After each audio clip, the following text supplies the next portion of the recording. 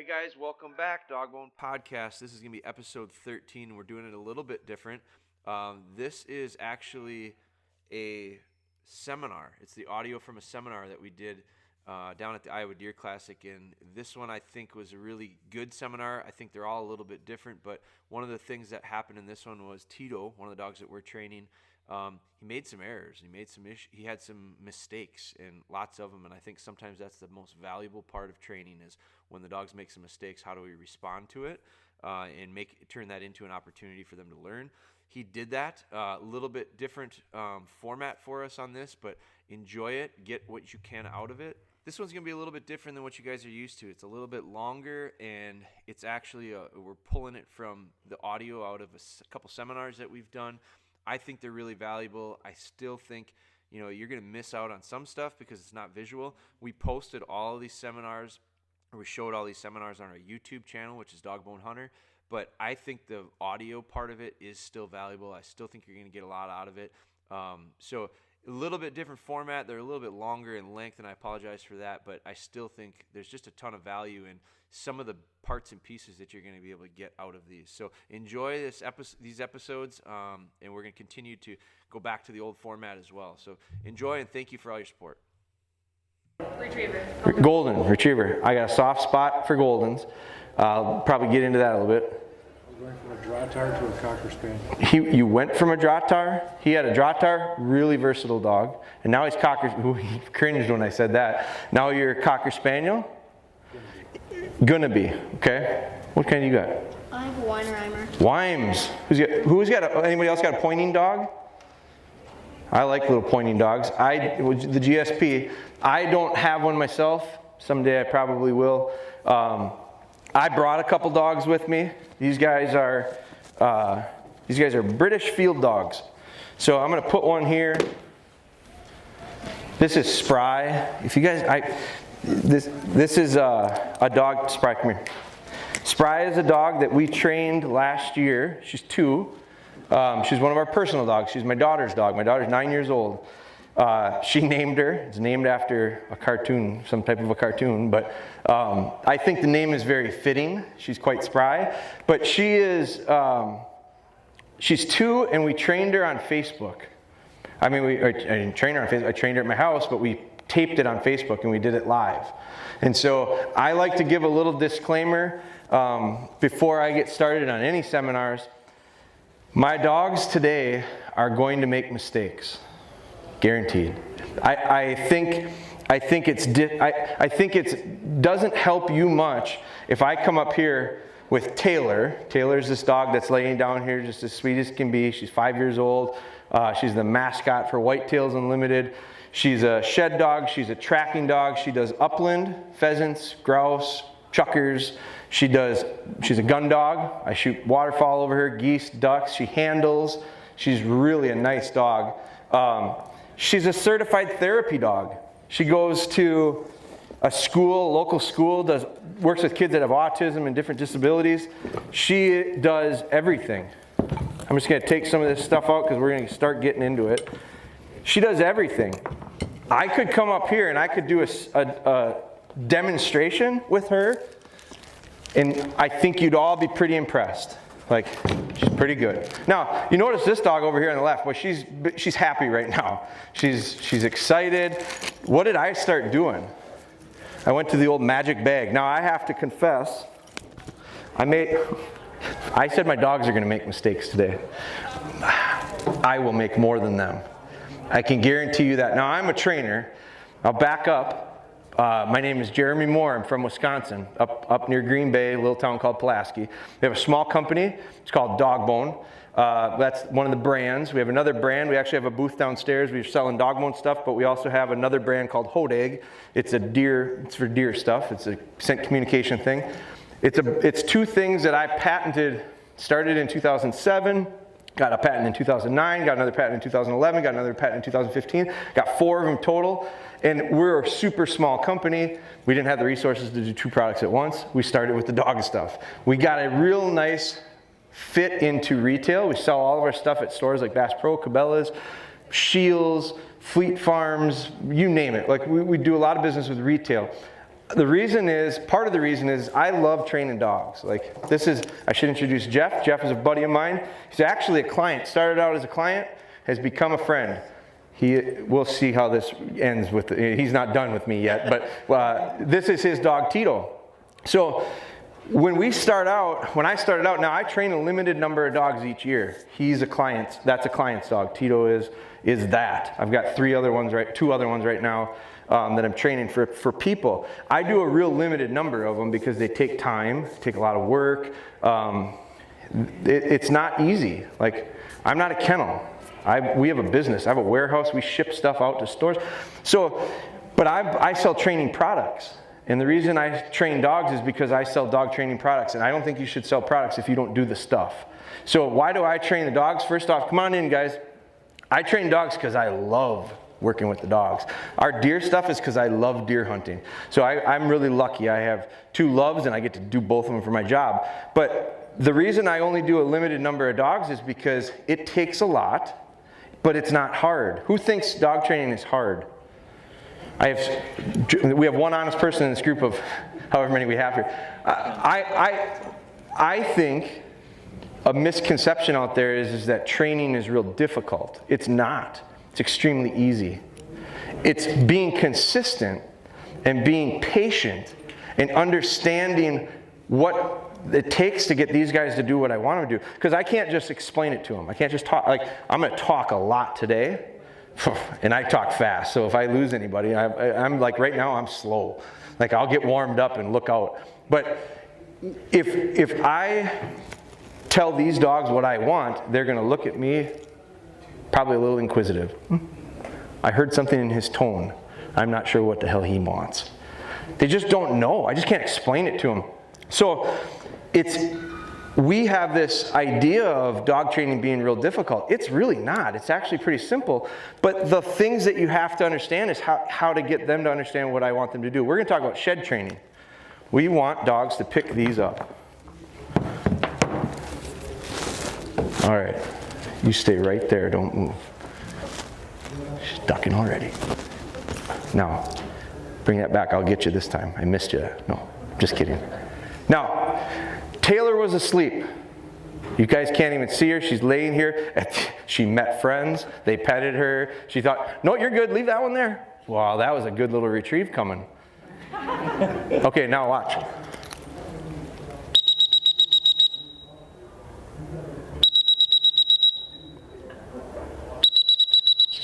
Okay, now I went like this, and I blew my whistle. Beep, beep, beep, beep, beep, beep, beep, beep.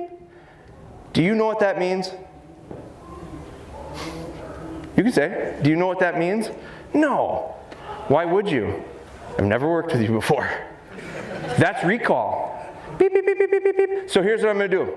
When I blow my whistle, and I put my hands out like this. When I blow my whistle like this, beep, beep, beep, beep, beep, beep, beep, beep, beep, and I go like this, I want you to come running to me, okay? Don't pick that up. Just come running to me. Ready?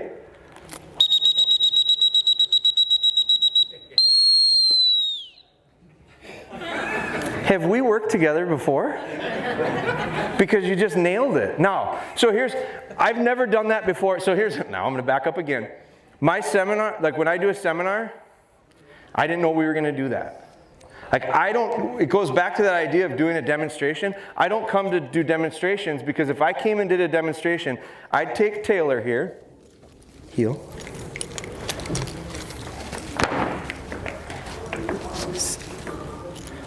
Taylor.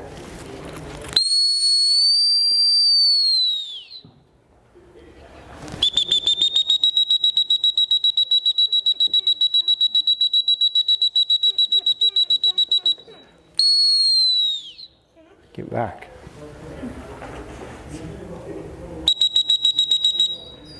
Good. Good. Right here. Right here. Don't ring it to them. Right here. Good. Dead. So I'd show you that, and you'd go, wow, who thought it was cool? Yeah. Yes. I love support. It makes me feel good. I liked that I sent her out, and I stopped her on a whistle. Like, she saw the antler there. It was bright white. Color contrast. It's easy for them to see. It was bright white. It was a shape that she recognized. She's picked these up before. She knows that this thing is a retrieve. She saw it, she ran down to it, and then she heard the old man in the back go, beep. And if you heard me, I stopped, but she kept going. And so I went, I upped that, boom. And as she kept going, she went, oh God. And she turned around. Tempting, real tempting. I mean, there was 2 more steps and she had it. She knows she's supposed to pick these things up. But I stopped her, I turned, and then what did I do?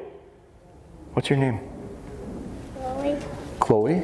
Lily. Lily. Lily? I have a daughter that turned 1 month on Wednesday. Her name is Lillian, and we call her Lily. That was meant to be. So, I miss her a lot. So, we did that. I stopped her. It was hard for her, but she did. She turned because she heard that whistle. I went beep, beep, beep, beep, beep, beep, beep. I went like this. She came running to me. I went beep.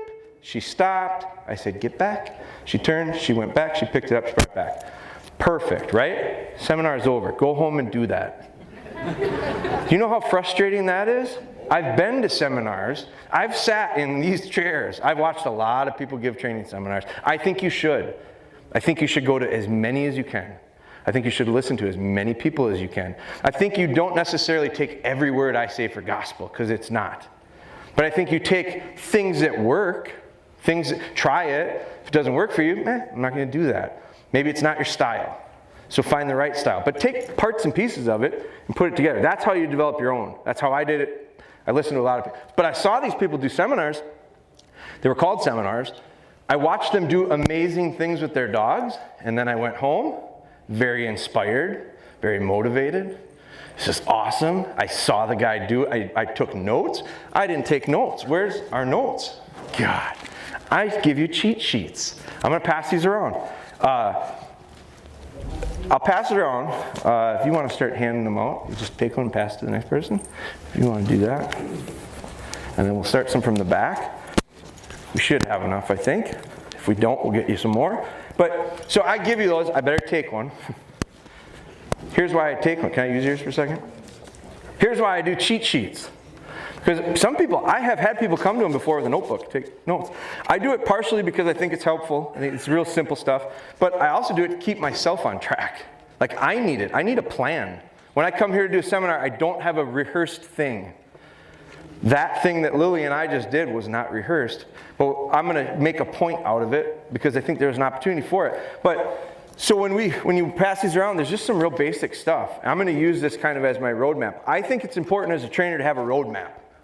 I think it's important to understand like a real broad perspective of your goals and how you're going to get there. And you're going to get there because they're all linked together. Everything is incrementally built off of things. Like we thank you. One of the things on here, and I don't know that the numbering is truly sequential in importance, but number 4 is incremental training, build off your last lesson. Like, I am a big believer in it. I think with dog training, it's all building blocks. You have to do something, build off of it. Do something, build off of it. You're going to run into issues, don't be afraid to go back. I do it all the time. So I would have had to do it if she made a mistake there, I'd have redone it. I'd have set it up a little bit different, but she didn't. She did a real nice job. That's the reason I don't do demonstrations. We're going to make mistakes. Now, with Lily, when we sent her out there, I called her with the whistle. Beep, beep, beep, beep, beep, beep, beep, beep. She didn't come. Darn it, Lily. That Lily. It's not Lily's fault. She didn't know what I wanted. When your dog doesn't do what you want it to do, it's not your dog's fault. It's because dogs don't do things to spite us. Like, who's a parent in here? Raise your hand if you're a parent. Okay? Raise your hand if you have a parent. Everybody just raised their hands. Like, I'm not going to let anybody slip through the cracks. If you are a parent or you have a parent, you somewhat understand the idea of, at times, people can do things to be a bit spiteful. Like, I'm going to show her. I'm going to show him. I'm going to do something because of that. These guys don't do it. You know what these guys want to do? They want to make us happy. Oh, it's one of the reasons I love working with dogs. They don't talk back. They don't want to do things to make you mad. They will do things that make you mad. When it happens, it's your fault. 99% of the time. I'm okay with saying that. I make lots of mistakes. I've probably said that 3 times now since we started, and the reason I do it is because a lot of people aren't okay with saying that. I think self-awareness is really an important part of life. I think it's a really important part of dog training. Like, when my dog doesn't do something right, 99% of the time I didn't set him up right. That's okay. Fix it. Be okay with it and fix it. So with Lily, I didn't set her up right. I did it on purpose. I knew you weren't going to recall unless you watched the video. You didn't watch the DVD. She watched all of it. You missed that part. So when she didn't come to me, then I said to her, okay, here's what we're going to do. I'm going to do this, you do this. She nailed it because she understood. Now I could tell her that. She could comprehend it. She did it. When she came running up to me and I went, what did she do? She froze. We never talked about that part, Lily, did we? But what did I do? In a single blast. That's like an international body language thing. If someone's running down the hall to you and you see someone go, what do? You stop. What did I do with my dog? Called her to me. I stopped her. I didn't say a word. I've never said a word to her. I've never explained to her, Taylor, when I blow the whistle repeatedly and go like this, come running to me. And then when I blast the whistle, single stop, and I go cop stop to you, you stop and you sit and look at me. She wags her tail. You know why she wags her tail? She loves my tone of voice in that. She can sense my little sarcasm. And her tail goes, doot, doot, doot, doot, doot, doot, doot. She's happy right now. A lot of people can't see it. Her tail right now is going, and I think she's actually thinking, I think he's going to do something again. This is awesome. I really enjoy doing this. Okay? But that body language was clear to Lily, and she read it. Boom.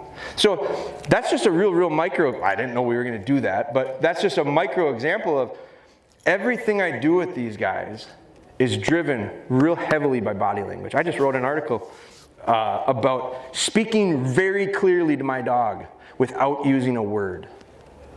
There's a magazine, it's called Better Sportsman, and I wrote this article for him. And I talked about like important things. There's like, what's the thing that my mom used to, my actions speak a lot louder than my words.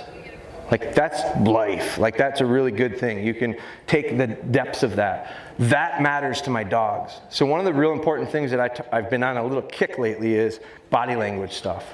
When I need to get serious, I don't have to say a word. I just change my mannerisms. And the dogs go, whoa, he's serious. So we're going to show you some of that stuff. Now, shed training. We'll get back on track. Like, none of that stuff is supposed to be a part of the seminar, but I got to check my clock, make sure we're... Because it's only 6:15. We're going to be fine. So here's more. You came to hear a shed seminar, right? So I don't want to disappoint anyone. That's usually probably not the way to set this line up. But how is it? I don't want to sound like a jerk, but whenever you say that, you're going to sound like a jerk, right? So I don't want to disappoint anyone. Don't be disappointed. Shed training is what we're going to talk about. Who came here to listen about shed stuff? Who shed hunts? When I asked about a couple dogs, we had some people come in after. Lots of labs, we had a lot of retrievers. We did have a couple pointers. A big question that I hear a lot about is I've heard it 4 times since the show opened. What's the best breed for this? Because they all look at my booth and they look and see any of the stuff we've done on TV, and they see lab, all these little labs, and they're little British field dogs, but they must be the best. I don't think they're the best. I think they're the best for me. I think they fit my style of training. I use a very low pressure means. Now that doesn't mean I'm a treat trainer. I think a lot of people go, oh, you got a pocket full of kibble. When the pup comes up, it gives them a nice little. Now when they're little puppies, I might motivate with food. I'll show you the power of food. Tito's asleep. I like that. Here's something. I am not. Taylor's ears haven't perked like that since this morning when I fed her. Look at him, if you can see him. He went from laying flat on the floor to perfect attention. I mean, he is ready. He looks really nice right now. Take a picture of that, John. Looks really good. So I do think food can be a motivator. And I am big on positive stuff, but I am not a treat trainer. I don't believe in it. I think it's bribery. When my kids do things right, I don't give them $1. Because as soon as I stop giving them $1, they're no dummies. Why should I do it? They're motivated by the $1. I want them motivated because they won't know it's good. Like, you're doing the right thing. That's what I want. That's a habit. Habits are created by repetition and consistency. That's all dog training is. So when we started talking about how some people think it's complicated. It's not. It's very easy. You have to have a lot of patience, and you have to understand that dog training is nothing more than forming a habit. These dogs all have habits. Their habit has been formed when the food bowl comes out. Sit still, be quiet. Now, did you hear her squeaking a little bit up here? Boy, she's excited. She eats last. Like, that's what would happen. We're not going to feed her first. We're not going to reward that. That's not desired. I don't want that. So I take these little, you're going to get a little puppy. Who's got real, right? Your puppy's coming. Who's got little puppies at home? How old's your pup? 6 weeks. You got it already? That's right. Yeah. So. Well, we'll pick him up on Sunday. Yeah. So young, like right. Like to me, 7 weeks is a really perfect age. I think it's a physical thing, and I think it's a mental thing. And some are 6. I see some people keep them till 8. Every breeder's a little bit different. 6 weeks is like you're just starting. You've got a blank slate. Be excited about it. Now, the sleepless nights, I got a 1-month-old baby. I don't want to hear about sleepless nights. But you're going to have all these things that aren't so great. But the beauty of it right now is you've got, so 6 weeks. Who else here has a puppy? How old's yours? 4 months old. 4 months. Probably one of my favorite ages. 16 weeks is about my favorite. I'm not big into the puppy stuff. My wife and kids like the puppy stuff. I think the breath smells like a skunk. I'm not real big on it. But they don't do a lot. You know, I'm not real big on it. I think it's nice to imprint some good things early on, but at 4 months, they turn into like little dogs a little bit. Light bulbs start to turn on. They're sharp. I like that age. Probably my favorite age. How old's yours? 1. 1. What's your dog's name? Annie. Annie. You got a puppy, Annie. 11 months. 11 months. And what's your dog's name? Scout. Scout? I had a couple of real good Scouts. What kind is yours, Lab? Wine. Wine. You got the wine. Okay. Who else has a pup? How old? 12 weeks. And yours is what kind? Lab. Okay. Someone had a pup over here? 8 months. 8 months. Real nice age. Anybody else puppies? Who's got dogs in that range from like 1 to 2? You all lied to me. You got puppies. I make a point of this age thing. Look on your face right now. Oh my God. I didn't mean it. But here's the thing. 2 years old and younger, I call them puppies. I've got a puppy, 1.5 years right there. This one, there's a lot of days I think she's a puppy. She's a little over 2, but she's still a puppy. The reason I make this point is, I think they look like dogs a lot sooner than they act like dogs, mentally are dogs. And I think we have expectations of, looks like a dog should act like a dog. I wouldn't, how old are you? 7. 7. I had to think about that for a second. You did. 7. What grade is 7? 1st grade. 1st grade. All right. Do you play any sports? No. Do you play sports? How old are you? 11. 11. So 11 would make you 5th grade? Yeah. 5th grade. 11. What sport do you play? Football. Plays football. Did you make varsity this year? What? Did you make varsity this year? Oh, you didn't make the varsity team? Boy, he might not make it. He's 11. He didn't make the varsity football team. Mom and Dad, I don't know if we should stick with this football thing. Maybe we throw in the towel. What else do you like to do? Baseball. Baseball. Did you make varsity? Yes. Do you have an agent? What? Do you have an agent? No. Okay. We'll talk after.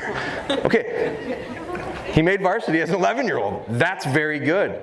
How many 11-year-olds play varsity sports? Not very many. If your 11-year-old doesn't make the varsity football team, I don't know that I'd hang it up in football.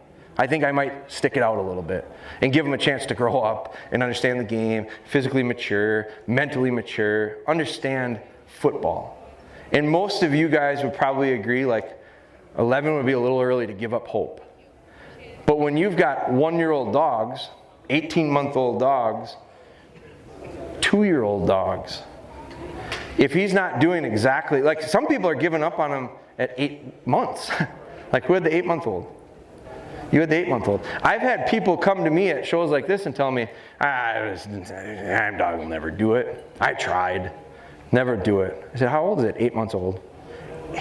How do you know? Like, because they look like dogs early, we expect them. We have to understand and be realistic. Spry here is over 2 years old, and for the next 2 years, I figure I've got quite a bit of work to do to let her find her first shed. She hasn't found one yet.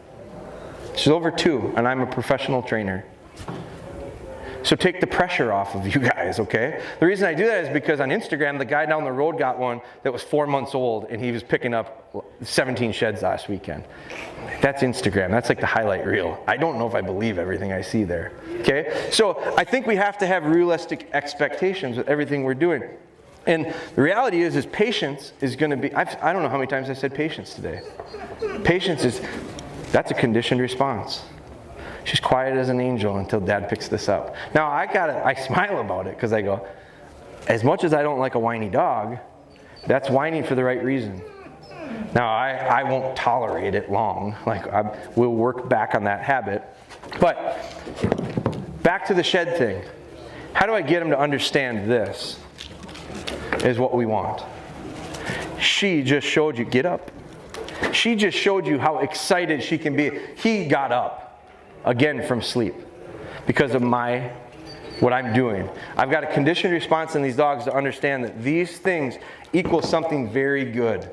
And so when I start out with this, the reason I start out with this is because this right here, if I take this,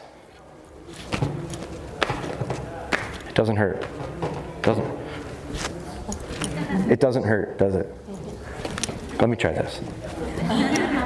This will go through your tractor tire. Like this puts holes in tires. This I could poke it into my leg. Not going to.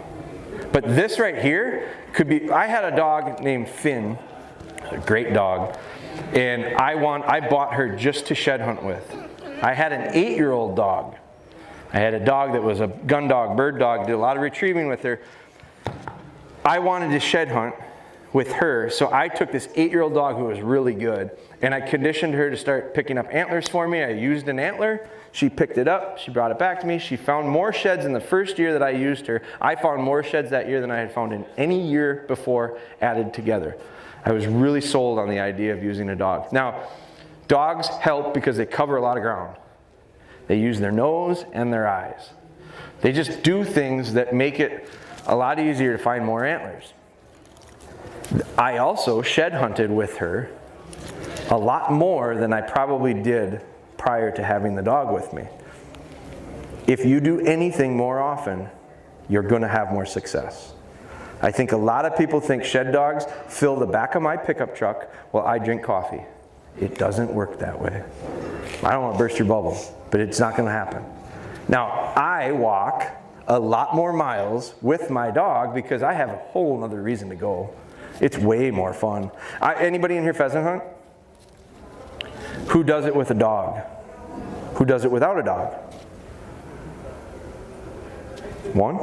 Did you do it? He did this year once. He did it this year once, and now he's got a spaniel coming.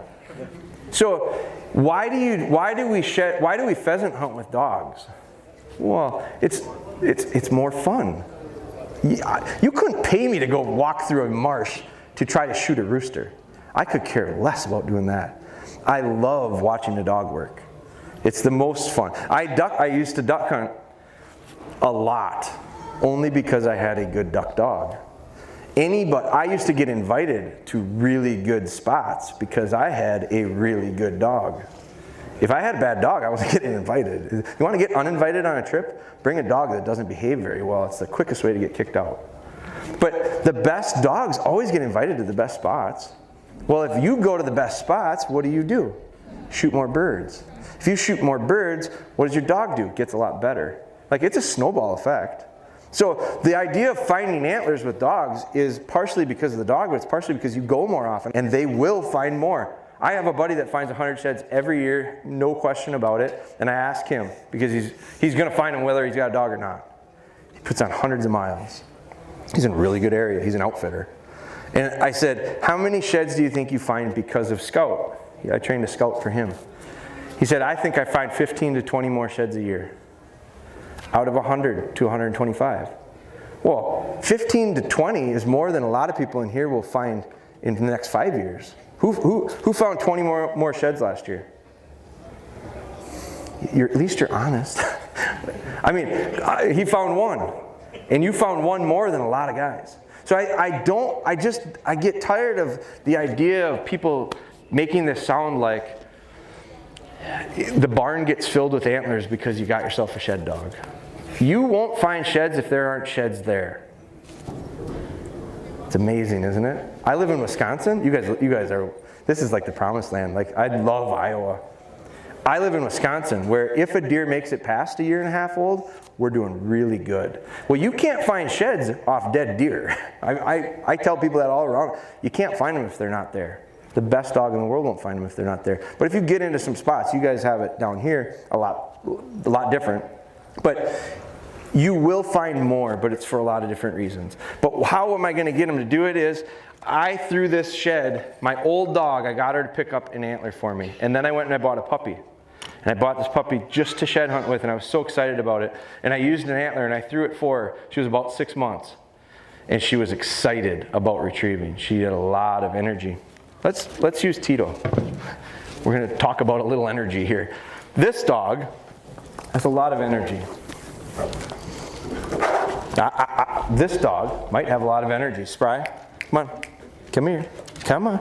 Come on. Come on. Get up. Get up. Sit. Okay. Let's watch him.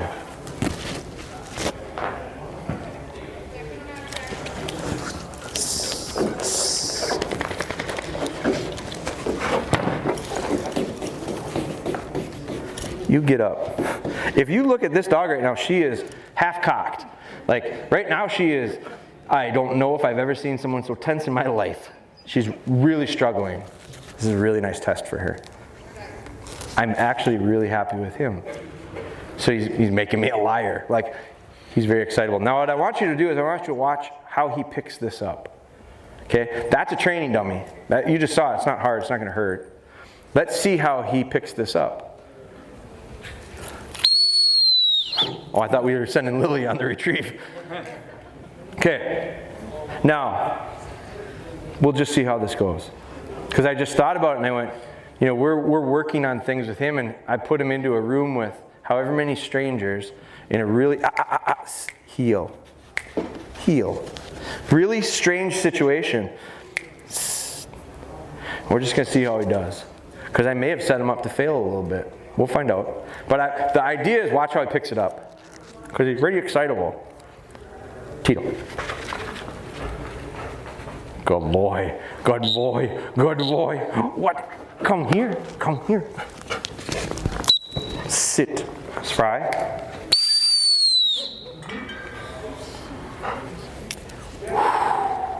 Hey, here. Place.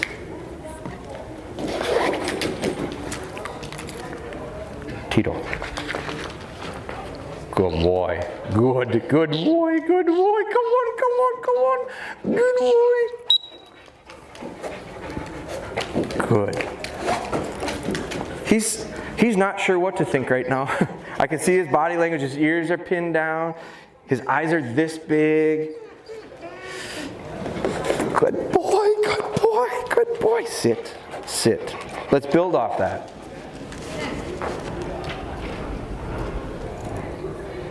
Tito. Good boy. Good boy, good boy. Hold, hold. Now, did you notice that? Hold. Remember what I was telling you? Hold. Good. Good. Hold. Dead. Good.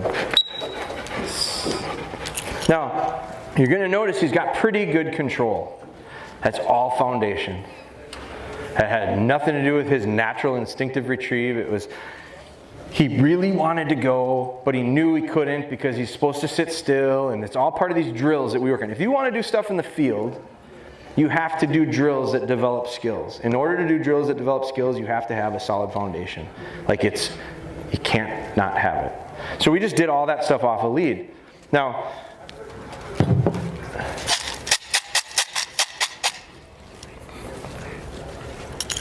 all you people that have puppies, when you start out with your puppies at home, I want you to hold those puppies and make that bowl of food ready for them. And it's going to sound just like it did at the kennel, and they're going to freak out. Because that's the best time of the day at the kennel. Probably 4 times a day they feed them. And they probably do it on a routine. And when that happens, not only is it the best day in the world, best time of the day, but it's also like survival, because they probably have 6 or 7 brothers and sisters that will out-eat them, and they have to eat to stay alive. So it becomes this humongous thing that's ingrained in their mind from about 3 weeks when they're 3 to 4 weeks when they're weaned off mom to 6 or 7, 8 weeks when they come home with you. That 3-week window, they lose it when the food bowl gets rattled because they know what time it is. I want to change that the day I bring them home. So I hold on to these pups and they freak out. They wiggle, they toss, they wiggle, they toss, they whine, you hear their heartbeat go like this. They're coming out of their skin. And you got that bowl of food. And I hold on to it and I set it down and I hold on to pup.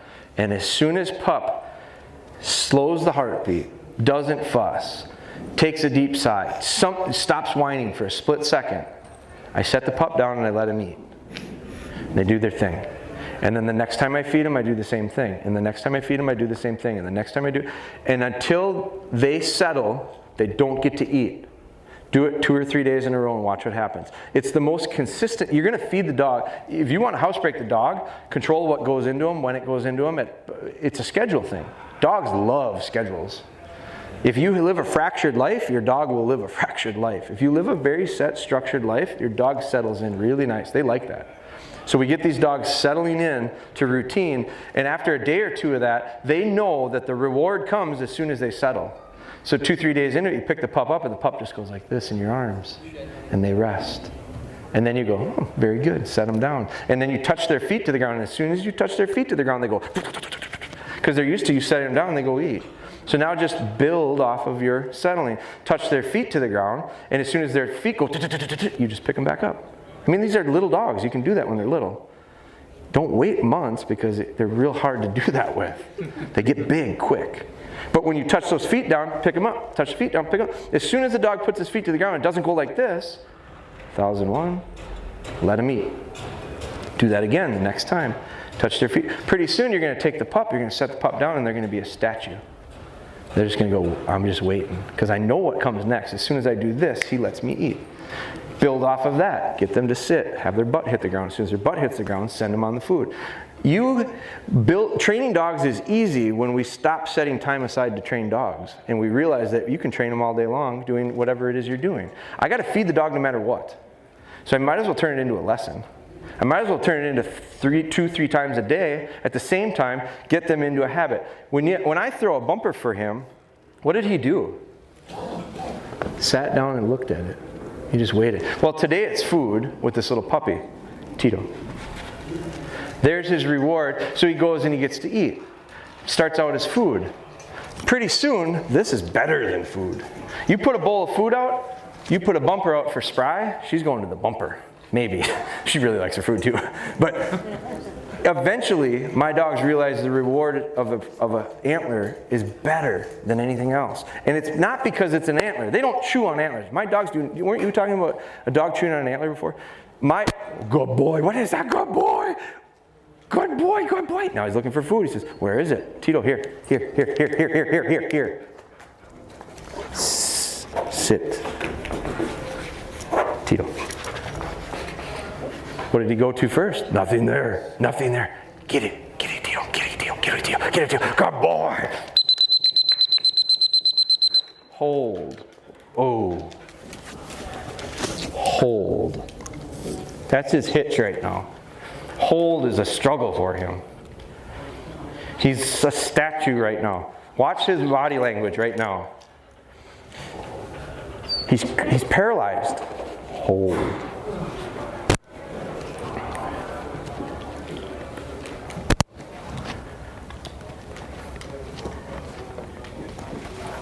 I got his eyes.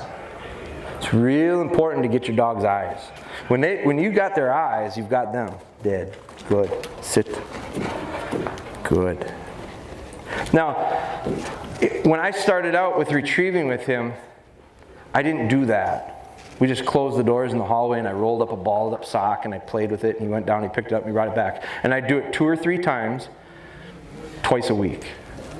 That was it. Because he already knew how to retrieve. But he didn't know how to sit.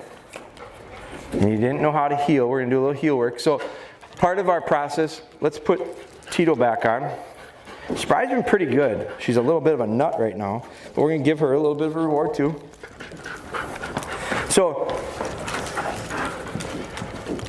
here's a lesson for you. Preparation. Does anybody, this is not a man purse.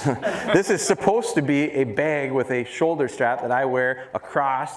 And then I brought it to the show and I went, oh my God, I grabbed my wrong bag. My dog had chewed through this. So my dogs make mistakes. My dog chewed through this and I didn't take the right bag today. So I'm not going to be wearing it, but I think it's an important tool because it gets stuff out of your hands. I want my dogs looking at a couple things, my eyes and my hands. Because when I stop a dog and I give them a get back, they need to be watching my hands. When I turn around and I look at them, I want their eyes. Right, her eyes right now are right on mine. I'm going to show you a little bit of eye work. Spry heel. Now, this is where her eyes are. Damn it, I don't have my bag. I put it in the bag, her eyes go right to me. So I'm going to take this and hide it.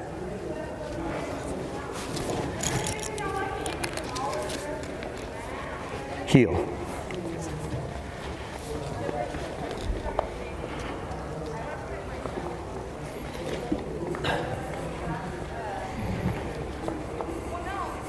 Oh.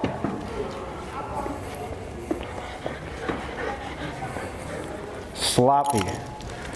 Real sloppy. Let me add one element of control to this. Watch how much better this gets. Heel.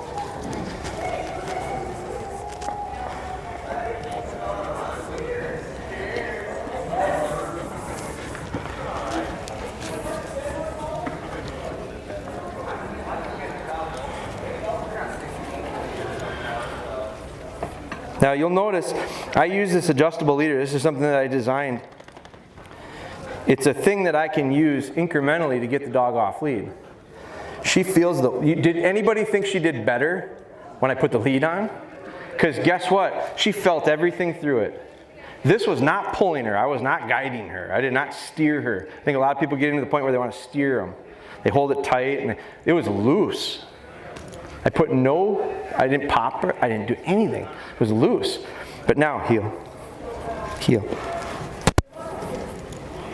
She still feels the weight of that collar. And to be honest with you, she doesn't know if she's on it now. She knows she's not on it.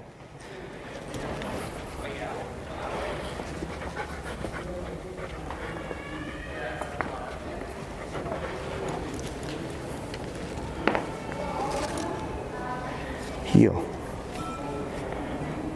Anybody think she wants to make that retrieve right now?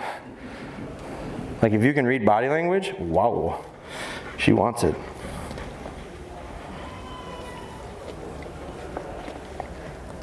Do you see how I got her to take a step back? I just leaned into her. It's all right here.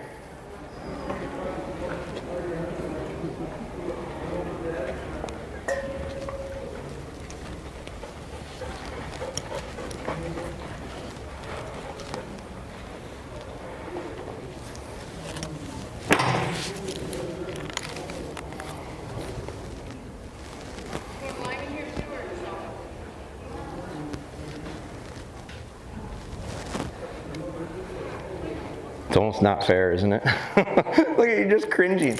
I'm reading body language and she's going, send her, for crying out loud, that poor dog. She's gonna have to earn it. She should know better. Like, she's pretty good at this stuff. She's pretty sloppy there for a while. She tightened up a little bit, she got a little sloppy, she tightened up a little bit. I haven't done this with her ever right here. Location makes a big difference. So I gotta be okay with that a little bit. Spry.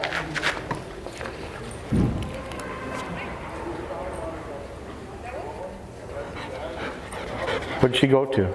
Here. Spry. She goes, Dad, nothing. Come here. That time she tried picking it up and bringing it back to me for me to fill it for her. Now, spry. What is she trying to do? Come on, come on. Will you flip that bowl over? Actually, pick that bowl up, if you would. Just pick it right up on your lap.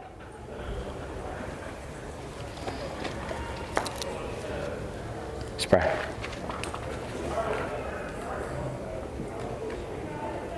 Good dog. Good dog. Hold. Hold. Good dog. Did. Good. Now,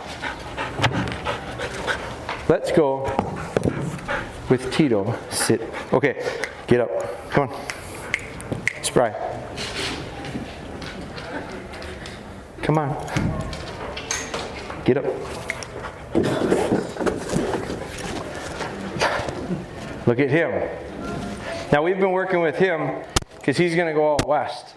He's going to do some shed hunting out there. So he's got to start picking up elk sheds. So we've been slowly building this up. It's incremental training. Now that feels a lot different than this. The reason I use this is because that young dog of mine that ran up to it with a lot of excitement poked herself with an antler. And then she never picked one up for me. She hated them. She thought it bitter. She wanted nothing to do with it. It took me months just to build her confidence back up to pick up an antler for me. So that's when we started doing this. So I condition the shape of an antler by using this to associate with a positive. Does anybody here disagree that these dogs think that this is pretty fun? Like, these are pretty good things, these equal pretty good things? Okay, Tito. Sit. Sit. Tito. Good boy. What? Blink. Here. Here. Tito. Good boy. Good boy. Good boy. Blink. Here, here, here, here, here, here. Now, I gotta be careful because I'm going here, here, here, here. Anybody else here in this room, my tension go up? Like, I know what it is, I can feel it. I'm getting warm. Like, I'm getting upset. Here, Tito, here, here, here, here. Come here, come here. Here. Now we got a real circus on our hands.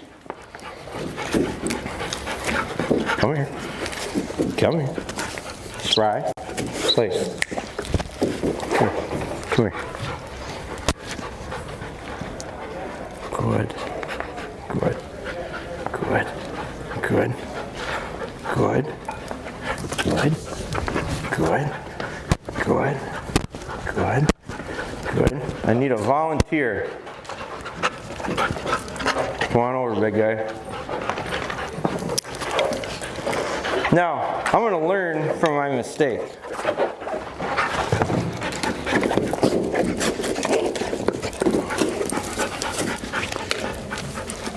Now, have you come over here and hold on to her. And take Tito here.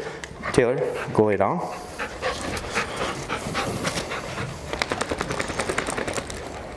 All right, I want to get a win. Because right now I'm going, boy, that wasn't very good.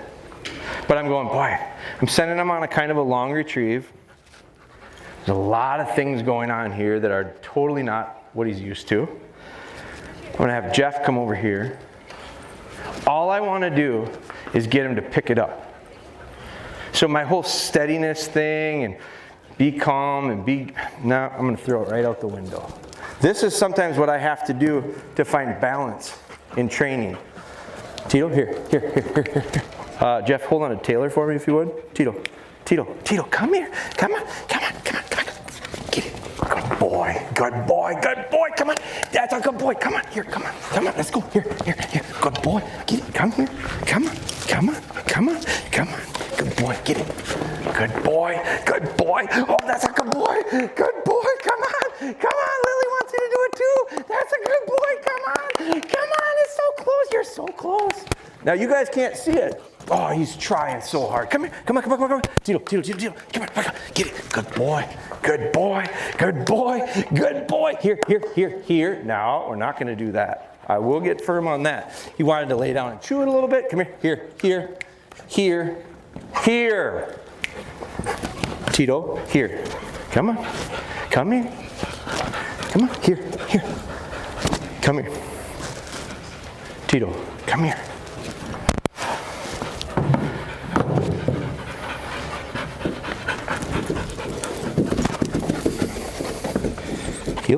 Heel. Sit. Good.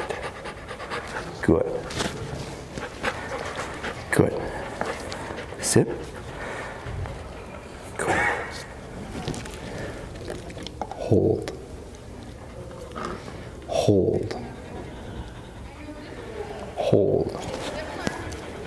Good. Come on. Here. Good. That's a good boy. Hold. Good boy. Hold. Good boy. That's pretty good, huh? Good. Dead. Good. What? And he can't do that. And he can't do that? Well, you know what? He struggled with it too. But here's what we're going to do. Sit.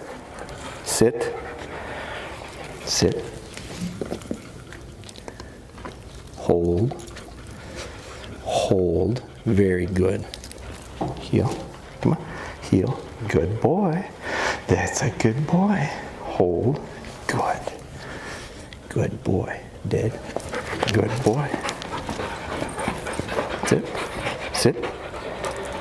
Good. Heel. Now, he's comfortable on lead. He feels better on lead, I think. I think he got so excited he kind of lost his mind a little bit there. Hold. Good. Heel. Come on. Heel. Good boy. Tail wag. That's a boy.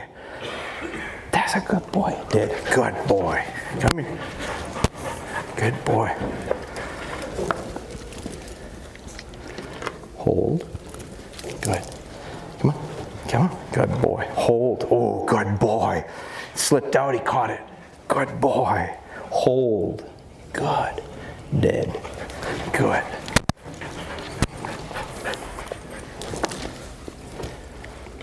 Hold. Good. Come on. Good. Come on. I want to be real careful and not put that lead on that antler. Good. I don't want to put any pressure on it. Come on. Hold. Come on. That's a good boy. Good boy. That's a good boy. Good. Anybody notice anything hard for you to see back here, but was there a difference when he came down the aisle here from when he was up there? His tail wasn't wagging. Yeah, he came down in an uncomfortable place. Well, the first time I did it with him up there, he went like this. Looked like he had to go to the bathroom. He was really uncomfortable. But then by the third or fourth time, the tail started to wag. Hold. Good. Come on. Heel. I tap. Good. Just get him moving. Good boy. Look at that tail. That's a good boy. Hold. Good. Dead. Good boy. Good. So what I'm doing is hold. Good.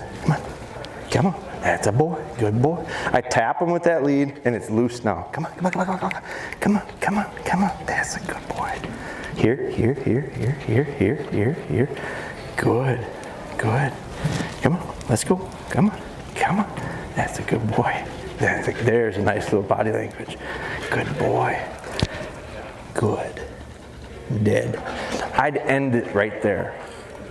Because I got real cocky and thought, I'll just throw the antler for him. He'll go pick it up in a strange place and he'll bring it back to me. And then he didn't. And then I went, damn, now what? And then I got a little warmer. And I got a little warmer. And then he went way over the top. His panting over here was, he just wanted to play with the dogs. The other dogs got pretty excited. Everybody kind of melted down there. Me too. So what do I have to do at that point? Take a deep breath. Figure out what can I do to save it. Because I don't want to end it on that. Do you know how many times I end a session the way I planned on ending the session before I went out to do it? It doesn't happen very often. Because I don't know how the sessions are going to go.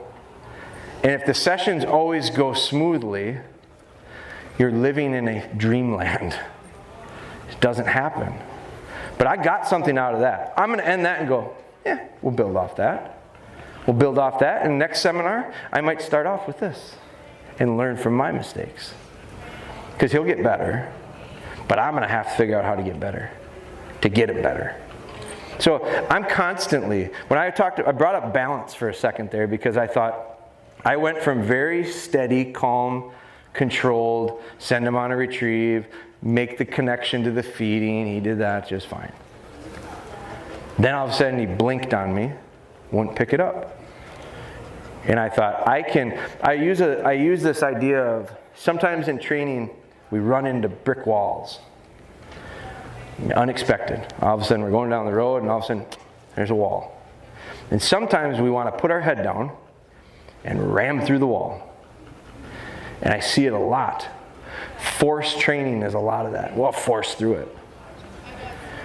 I think you break dog spirits. I'm not into that. I don't want him to do something for me because he's afraid of me. I want him to do it because that last tail, that's why I want him to do it. Because in the end, I will get way more out of my dog than anyone will get out of their dog out of fear if I've got him doing it because he wants to do it for me. That's my idea behind everything I do with these guys. So instead of putting my head down and ramming through the wall, take a step back, pick your head up, and realize there might be a door right over there. You just got to go over there. Open the door and go through. With him, I thought control didn't work. So then I went loose as hell. Just let him do whatever. Just get him excited. Just go blah, blah, blah. And then he went from way controlled to no control. And I still didn't get it to work. I'm supposed to know everything to do. Well, didn't work. So now what? So then what I said was, okay, take another step back. Go back to something that I know. As soon as I put this lead on him, I felt him kind of feel calm, a little bit more comfortable. It probably helped that I calmed down a little bit too. We'll just get something out of it. We did something extremely simple, nothing like I thought we were going to do, but I ended with a dog wagging his tail. And now I build off of it, because then I'll do something tomorrow different. And then I'll adjust. So this whole idea of balance is constant. Go a little bit to the right, go a little bit to the left. Go a little bit to the right, a little bit to the left. Until you get to the point where your adjustments aren't so big. And then things start to steady up. That's when you kind of get into a rhythm.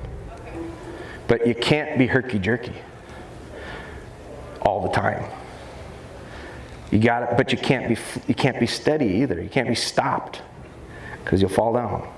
So we're constantly trying to find the sweet spot, and that was how we end it. That'll be how we end it with him, and I'll call it a big win. And Spry over there is laying down.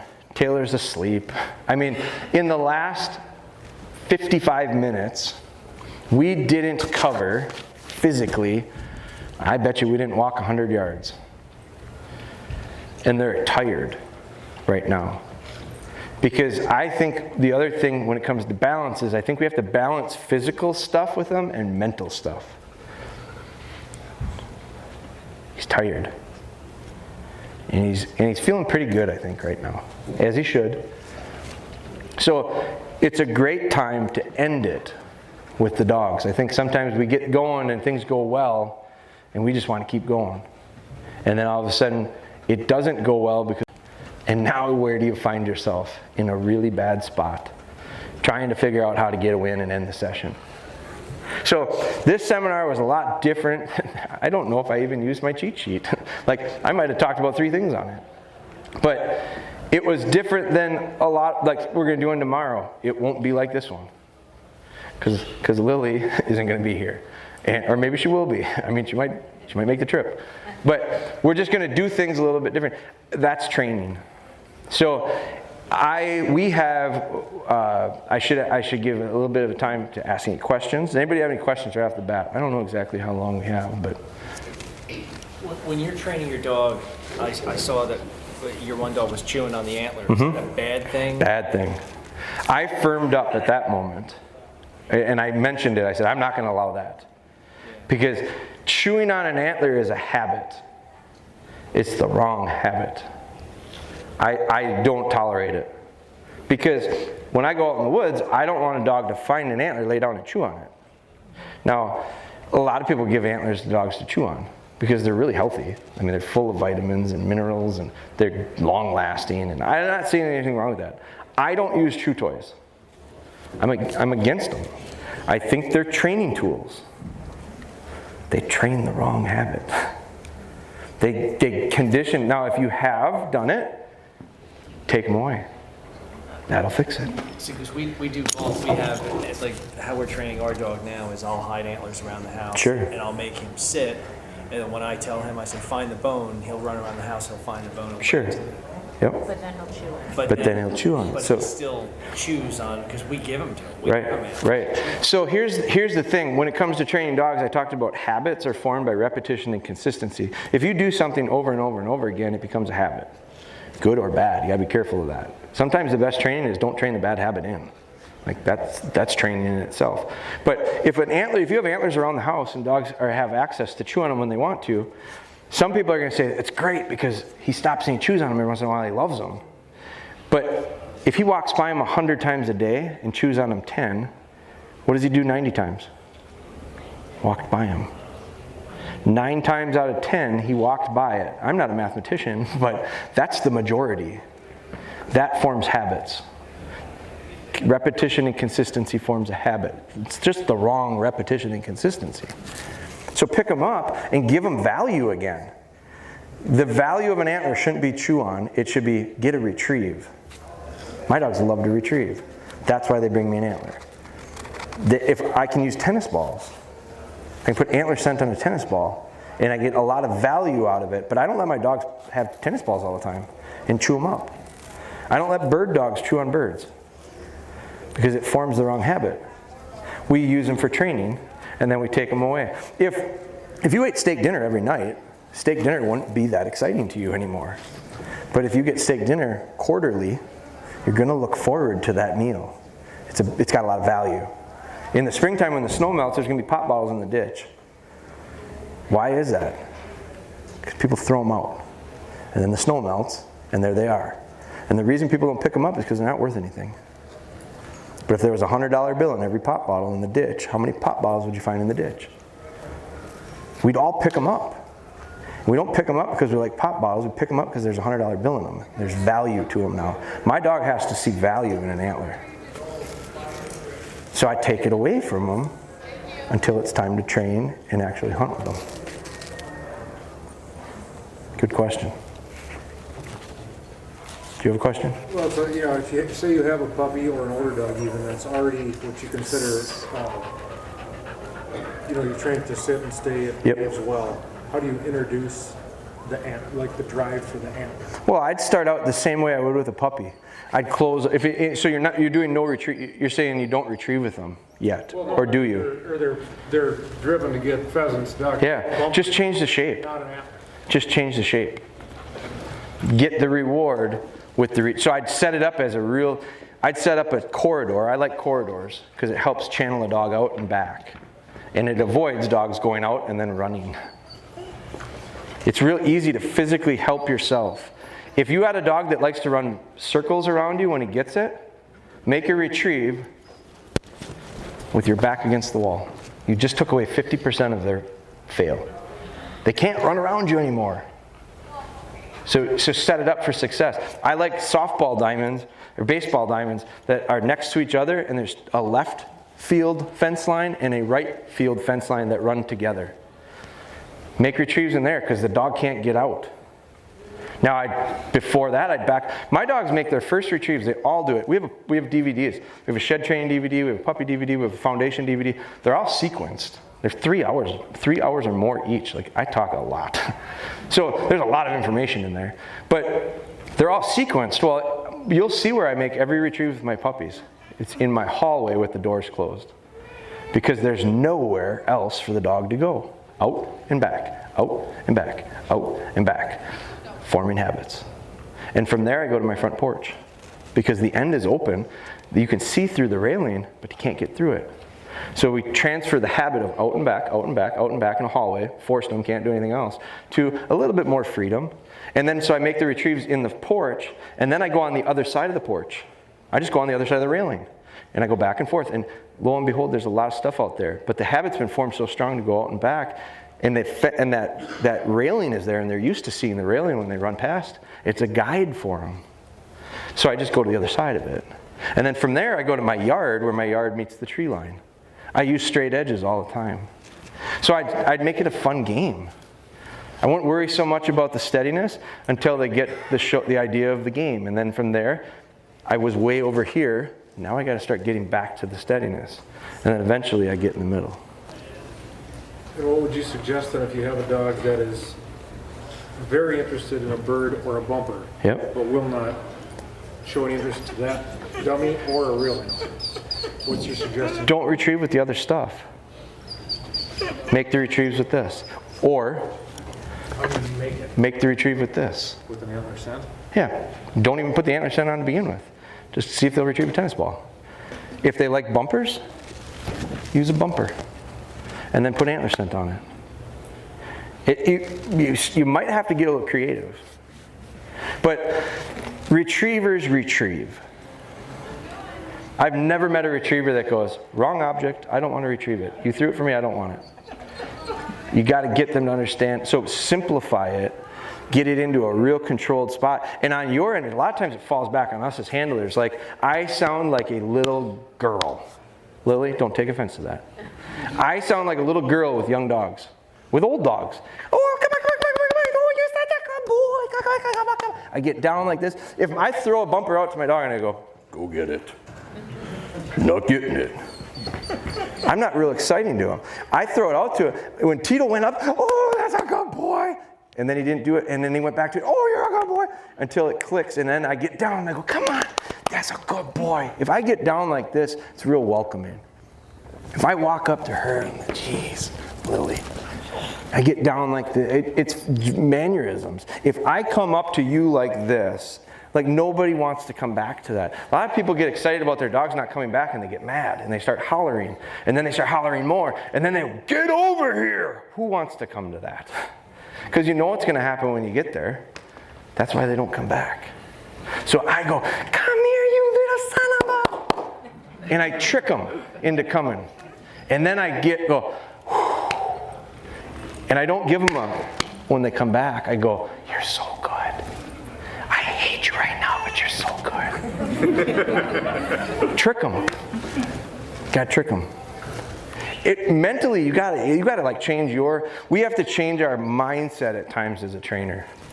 And almost remind ourselves of it. I remind myself of it. I pray every day for lots of different stuff. I pray for patience first. It's with these guys, but it's with everything else. I gotta just be more patient. And realize I don't care how old they are. I don't care how many weeks we've done it. I don't care how many days we've done it. I don't care how long it took to get Tito to walk with an antler and not wag his tail. I don't care. I did at the moment, but I don't care anymore. You always use a whistle training? I mean, just voice commands? And I like these whistles. Yeah, well, whistles get out there further. And whistles save your voice. And whistles are real crisp. I like this style whistle. We sell this whistle. So who asked a question? Good call. We got to wrap it up, I think, pretty quick. Who asked a question? You asked one? There's a whistle. I'm like Oprah. Everybody gets a car. You got a question? Oh, he's got a question. So I do like the whistle. These are P-less whistles. We sell them. They're an English style. It's a British style, but there's no P in it, so it won't freeze. It's real crisp. It doesn't have a tendency to flush game if you're a bird dog guy or gun, if you're doing bird stuff. So it's real shrill. They make this is a size 211.5. I have a 211. I have a couple different sizes. This is my personal favorite. But I use it all the time, and I get used to talking with it in. When I'm in the field, I got it in all the time. Because you can't be fumbling around and you miss it. Timing, I didn't talk about timing. Timing is important. If you're late, forget about it. 2.7 seconds is a dog's memory, short term. It's been proven. I didn't make it up. If you don't correct or praise in that 2.7 second window, they don't know what you're praising or correcting for. So timing as a handler is real important. You have to be quick. I almost get to the point where I read the dogs and I'm almost doing something before they do it because I've seen it so many times. It becomes a reflex. When you do something a lot, it becomes a reflex. Whatever you do for a living, I had this conversation with a guy downstairs. He said, I'm just not there. Boy, I watch you do it. And I said, you know how long I've been doing it? A long time. I said, what do you do for a living? I just do this. I said, he did it for he's been doing it for 18 years. I said, are you better today than you were day one on the job? Oh, I'm way better. Yeah, because you have 18 years of doing it. You have a reflex to everything now. It just happens because you've already seen it. You just got to do it more often.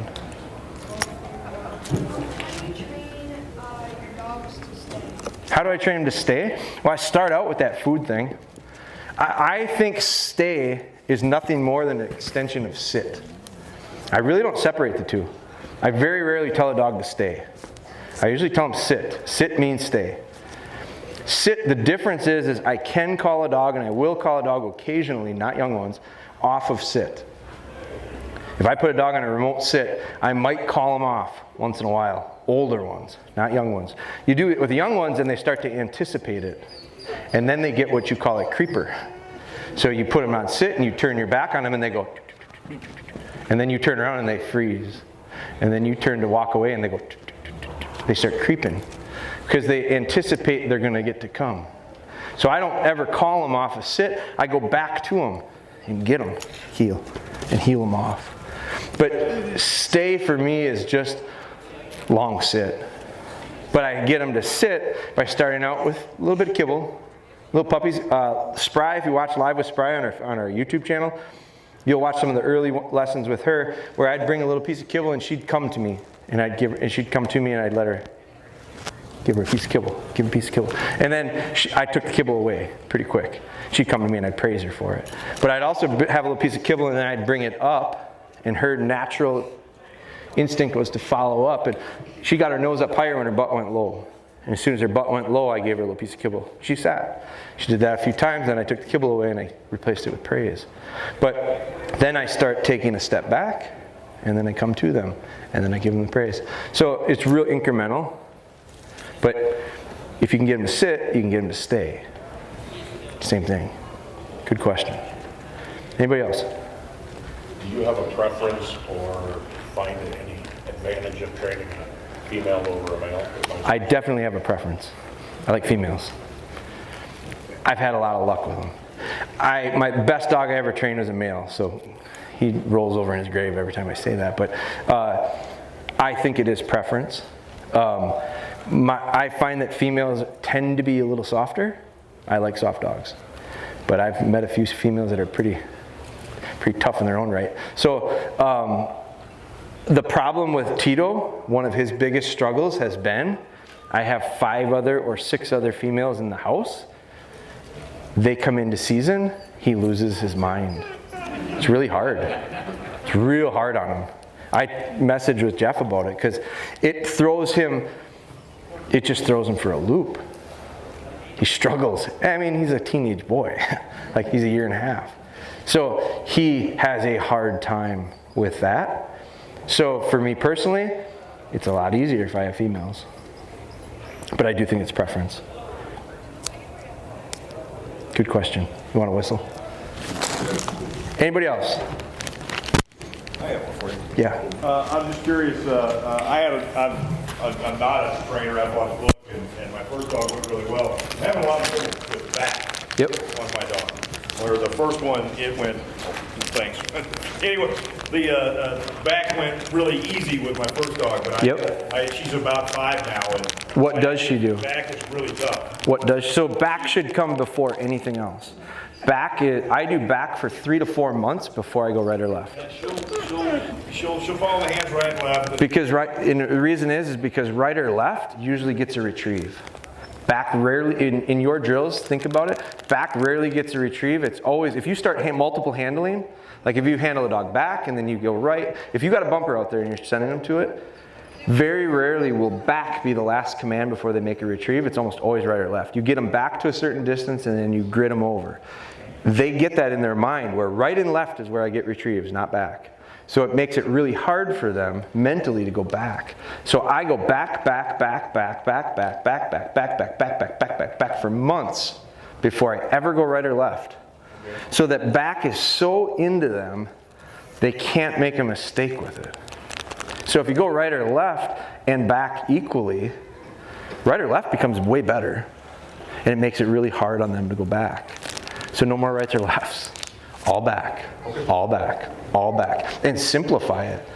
Pitch over the head, get back. Pitch over the head, get back. Does it matter which way they turn to go back? Doesn't matter to me. Because I've had a dog train and they said, left, right, back. See, back is back to me. Right, doesn't matter to me.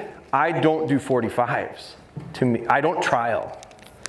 I could care less how many times I handle a dog to get a bird, as long as we get the bird.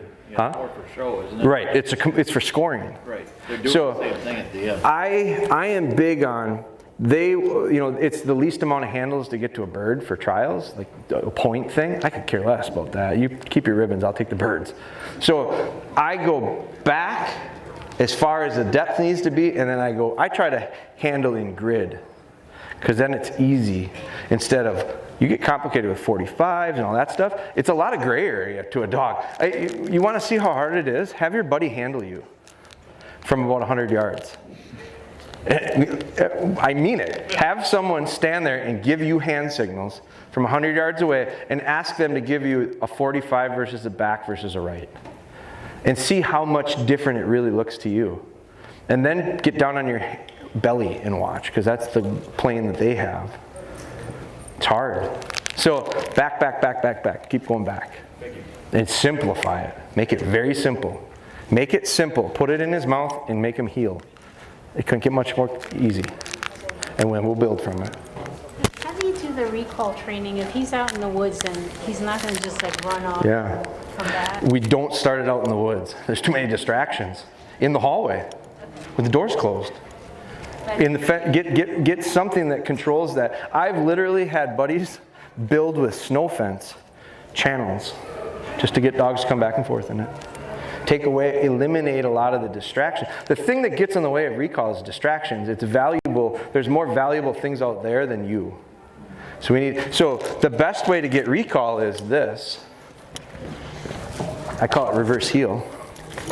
This is how I would start. Put the dog on heel, get loose. Good.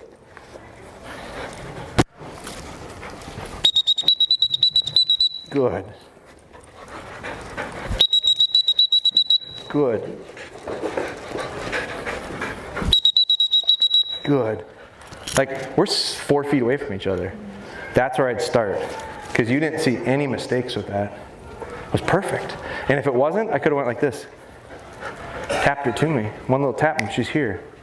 Start that, then work off lead. It all should be perfect on lead before it's off lead. It's just incremental.